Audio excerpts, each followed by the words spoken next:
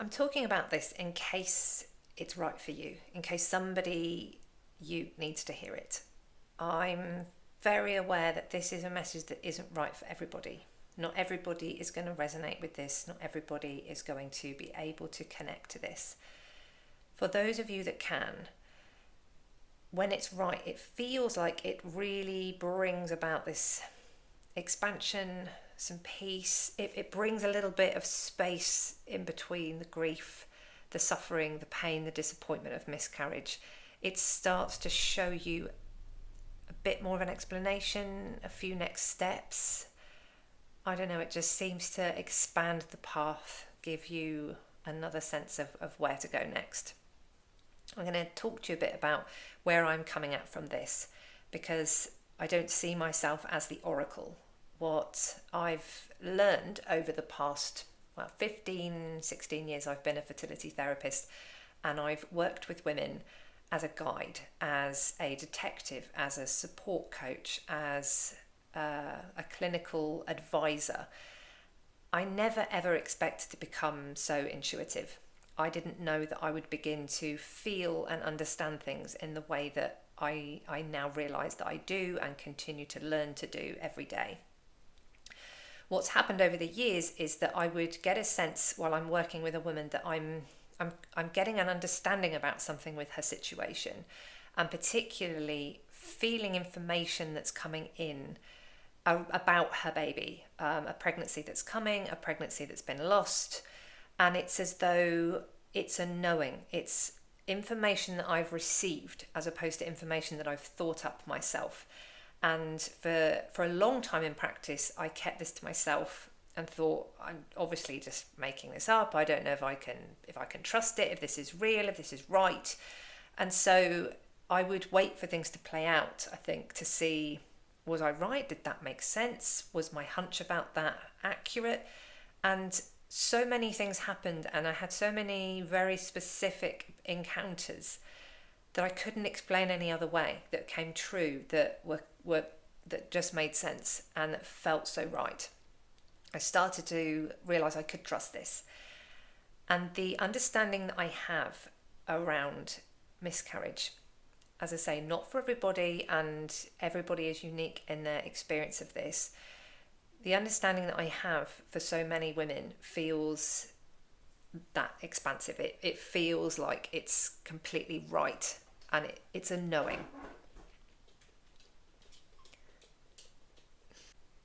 Everybody will experience their own version of this.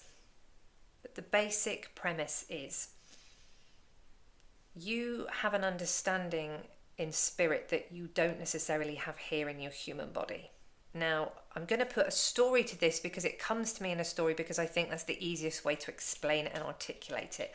I'm sure in actual spiritual terms, this is not exactly how it works, because I'm putting a human story to it.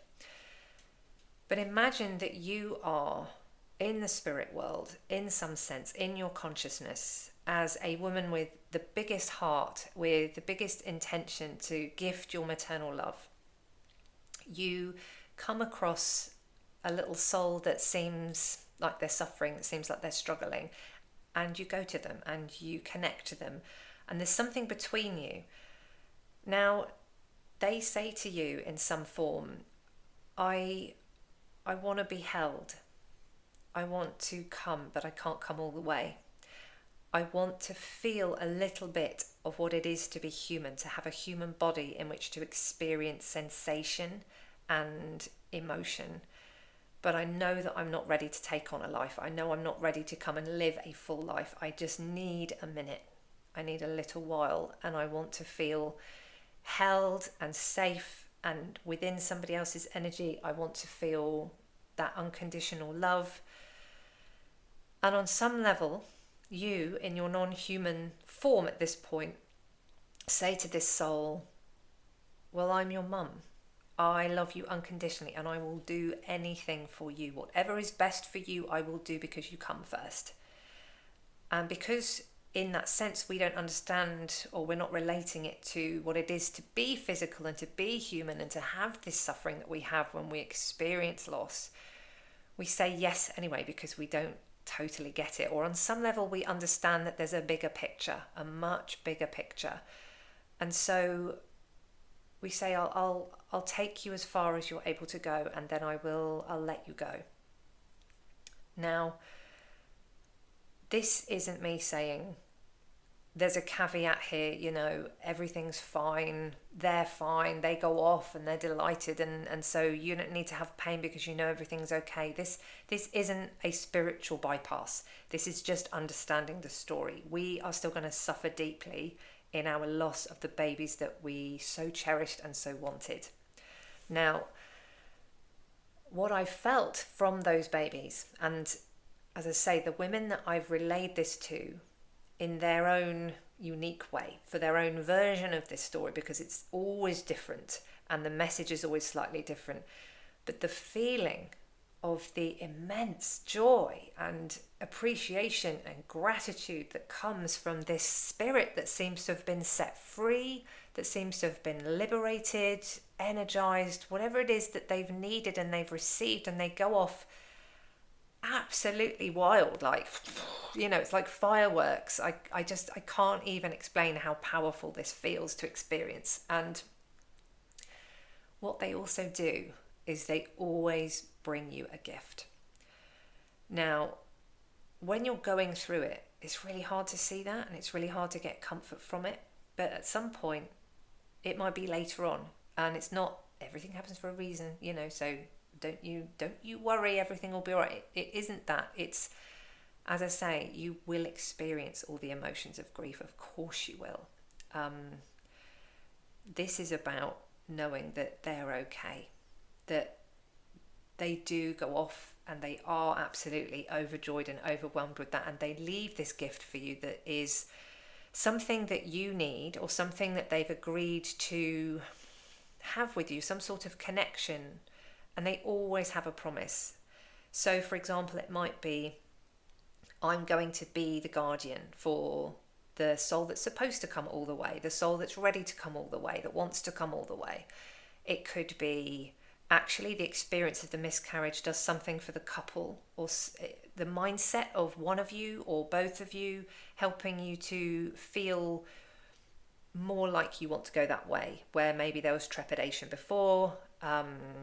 It could be that actually being able to support the spouse in a way that you've never been able to before. Sometimes it is about the dad and his emotional maturity, his development, his growth.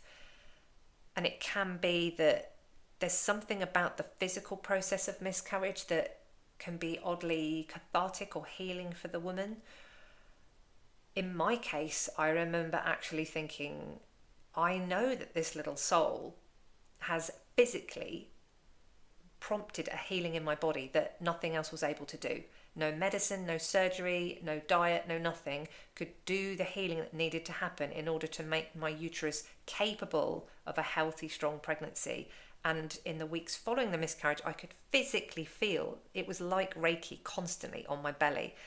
And at a time when I thought I should feel a lot of discomfort, pain, or emptiness, and I'm not saying if you feel those things, you're not also having some kind of healing going on and your body isn't repairing. But for me, in that moment, my connection was, I truly think that that soul has left my body the skills that it needed, the attention, the direction to go in and do the repair work that needed to be done.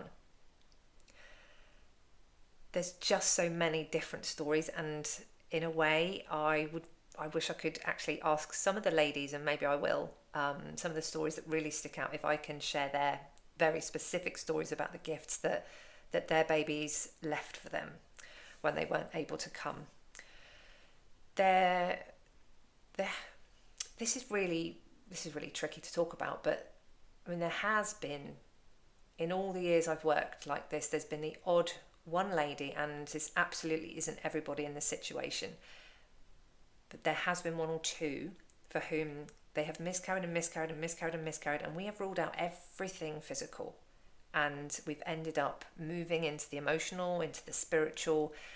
And I said, you know, it really feels like the message here that I'm being given by these souls that have left, saying you put yourself behind everybody else. You say yes, yes, yes to everything and everyone, regardless of how you are and how you feel. And they are saying to you, you need to tell us no. You need to say, I hope you're okay. I wish you well. I cannot take another soul that needs to just come for a little bit. I don't want to use the word broken because I don't believe any of them are. I don't believe we are broken. I believe that we're constantly all healing and developing and growing. But it might be that that woman needs to say, I can only consent to and I only invite a soul who's ready to come and be with us, be in my body to the point where you can come and be in our arms and in our hearts and our families and in our home. And I can say for one or two ladies, that was exactly what it was that seemed to be the thing that happened before they were able to have a pregnancy that took them all the way. I have had the most touching, exquisite, sacred experiences of my career in these moments with these women, feeling the gratitude and liberation and freedom that these souls have been able to be gifted because they've gone through the miscarriage process. I will also say there are more complex situations. There are different stories. There are more things that go on between a mother and that soul, and every story is its own. I just want you to know that there's never any disappointment or bewilderment. Those babies, they're never disillusioned or sad. They don't feel rejected. They never feel like it went wrong. And remember, these are spirits, so they're not in a body. They don't feel the emotion in the same way.